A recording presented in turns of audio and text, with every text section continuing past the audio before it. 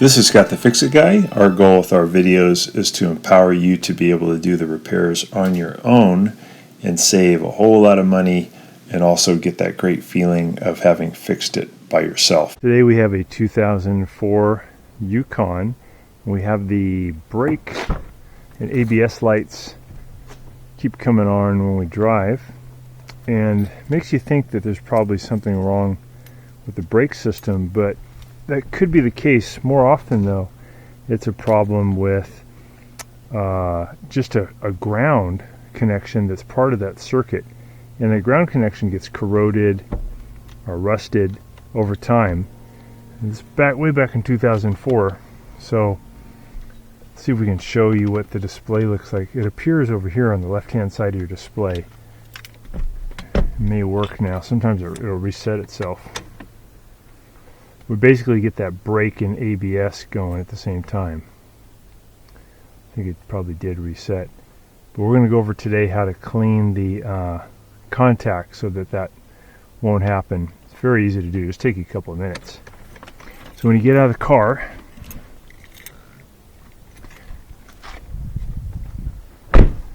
come down, make sure you have your emergency brake on, and we're going to look at a ground connection.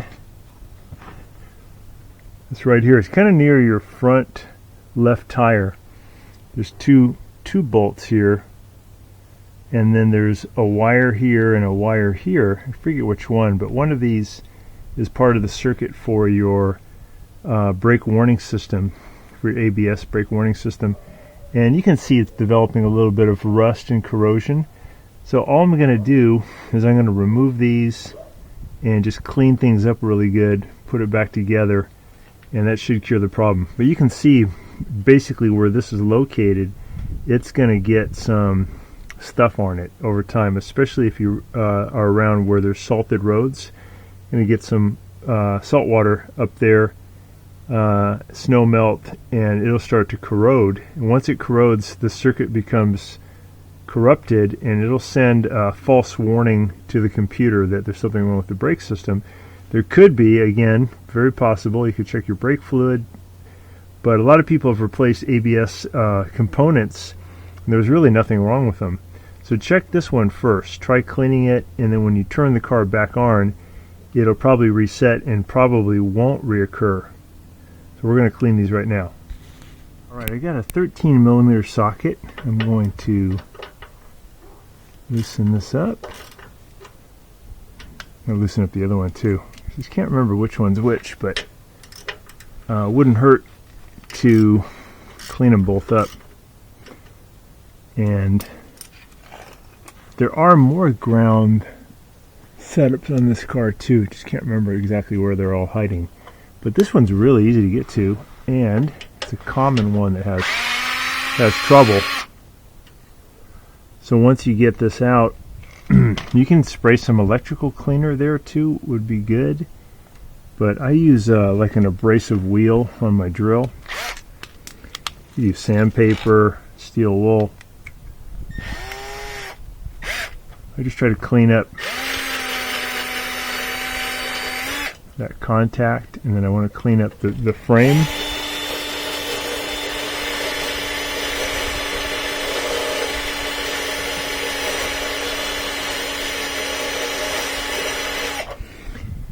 And just basically you want to get if you see any rust, like this has a little bit of corrosion. You could also put dielectric grease in to prevent further corrosion.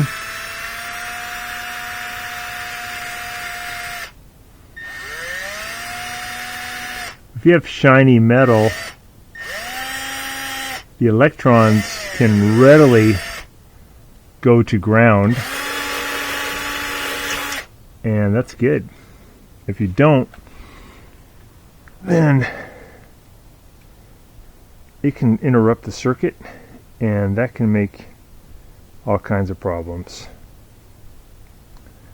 I'm going to clean up this washer a little bit too.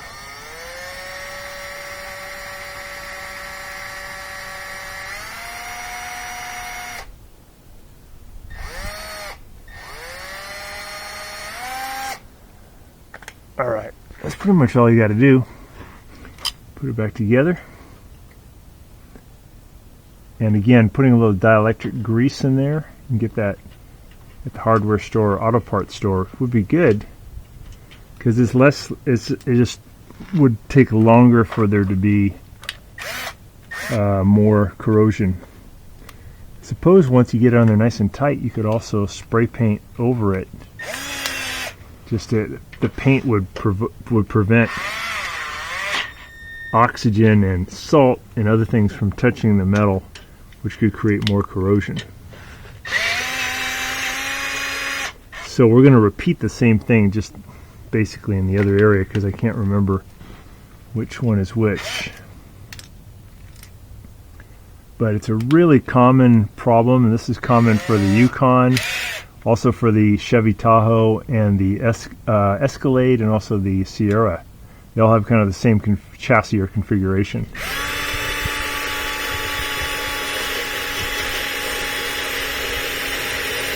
So you're just creating a nice path for that electron flow. And this will come off. Looks pretty clean underneath there though.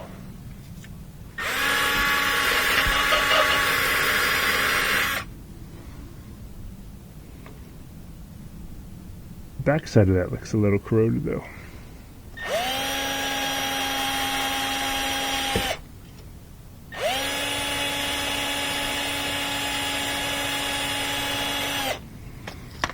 Alright, put that back.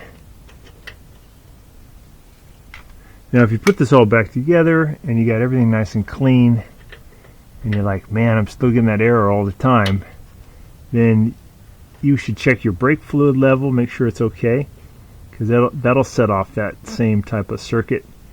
But if that still doesn't fix it, then there probably is an ABS component that's having trouble, and you have to kind of search that down, find it, and then repair it. But I think Occam's razor, you know, what's the most common, most likely explanation?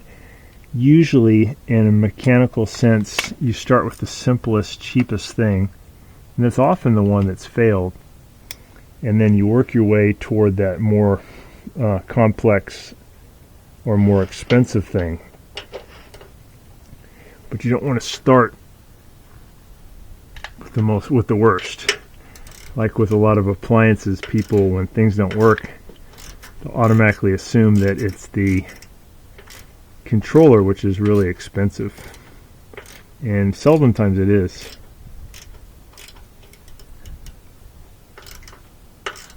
This one feels even a little stripped. Might end up putting a new screw in there. It tightens, but not as tight as it should.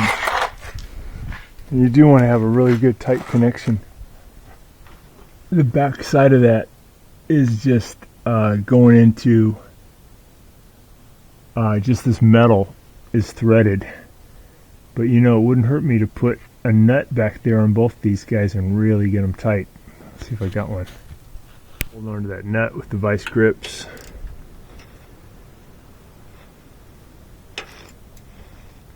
Yeah, that's super tight now. That should do it. Cool. Alright, so hopefully that'll help you to get rid of that error. And again, spraying this now with some paint to prevent oxidation and further salt and water from touching it, I think would be good. Some Rust-Oleum. See if that'll help. It's almost out of paint though.